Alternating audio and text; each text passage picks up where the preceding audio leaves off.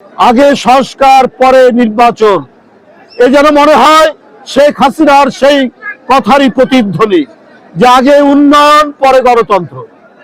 এইটা তো অন্তর্বর্তীকালীন সরকারের কোন লোক, কোন উপদেষ্টা তাদের কাছ থেকে তো এটা শোভা পায় না। বন্ধুরা আমার, যে গণতন্ত্রের জন্য, যে অবাধ সুষ্ঠু নির্বাচনের জন্য 16 বছর ধরে এদেশের গণতন্ত্রকামী মানুষ, জনগণ অপেক্ষা করেছে, লড়াই করেছে, রক্ত ঝরিয়েছে, নিজের জীবন উৎসর্গ করেছে, সেই অবাধ সুষ্ঠু নির্বাচন নিয়ে এত দ্বিধা কেন, এত গড়িমসি কেন? এটা তো আজকে জনগণের জিজ্ঞাসা। এটা কি কোনো অন্যায়? অন্তর্বর্তীকালীন সরকার গণতান্ত্রিক আন্দোলনের ফসল। গণতন্ত্র মানে আলোচনা হবে, সমালোচনা হবে, যারা সরকারে থাকবেন তারা সেটি গ্রহণ করবে। এক মাসে নিত্য প্রয়োজনীয় জিনিসের দাম কেজি প্রতি 2 টাকা থেকে 10 টাকা বৃদ্ধি পেয়েছে।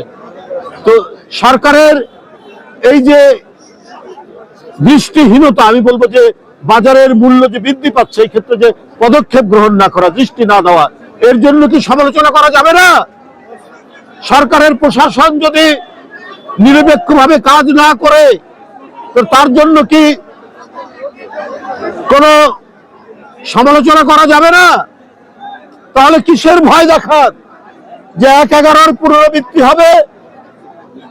আমরা সকল ঘটনা অতিক্রম করে বুক চিতিয়ে লড়াইয়ের রাজপথে বছরের পর বছর আমরা থেকেছি। কোনটাকে সমর্থন করতে হবে আর কোনটাকে নয়, আর কোন বিষয়ে কথা বলতে হবে, এটি কি আজকে উপদেষ্টারা দেশের প্রাজ্ঞ বিজ্ঞ রাজনীতিবিদদেরকে শেখাবেন? আমাদের সকল আস্থা তো আপনাদের উপর দেওয়া হয়েছে, কিন্তু আমাদের কথা হলো গড়িমসি কেন? কেন ডেডলাইন নেই? কেন হাসিনার কথার পুনরাবৃত্তি হবে যে আগে সংস্কার পরে নির্বাচন? স্বাস্থ্যকর অল টাইম হানিকম, সব সময় অল টাইম হেলদি লাইফ। হাসিনার মতো আগে উন্নয়ন পরে গণতন্ত্র, আমরা তো এই কথা শুনতে চাই না।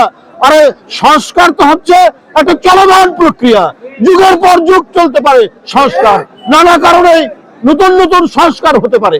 কিন্তু আপনি গণতন্ত্রের যে প্রক্রিয়া, গণতন্ত্রের যে প্রবাহমানতা, এটিকে আপনি আটকে রাখবেন কেন? এটার জন্য তো গণতন্ত্র বড় মানুষ, পলিটিক্যাল ডেভেলপমেন্ট সবগুলোই তো হচ্ছে নির্ভর করে আপনি গণতান্ত্রিক প্রক্রিয়া কতটুকু চালু করেছেন, সেটার উপর আপনার ইয়ে করবেন। আপনার যে প্রশাসন, এই আন্দোলনের পর এখনো 70% মানুষ আওয়ামী লীগের দোষর, ফ্যাসিস্টদের দোষর, তারাই দেশ চালাচ্ছে।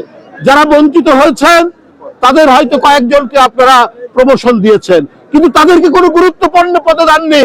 অধিকাংশ সচিব, অধিকাংশ প্রশাসনিক ব্যক্তিরা হলেন সেই ফ্যাসিস্টদের দোষর, তাদেরকে দিয়েই তো দেশ চালাচ্ছে।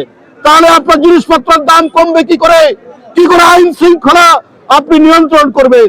কারণ ওরাই তো আপনার বিভিন্ন জায়গায় ঘাপটি বেড়ে আছে, কিন্তু তাদের বিরুদ্ধে আপনারা কোনো পদক্ষেপ নিচ্ছেন না। আজকে চুরি ডাকাতি বেড়ে গেছে, আজকে খুন জখম বেড়ে গেছে। কেন বেড়েছে? কারণ ওই দোসররা আপনার রন্ধ্রে রন্ধ্রে তারা ঢুকে আছে।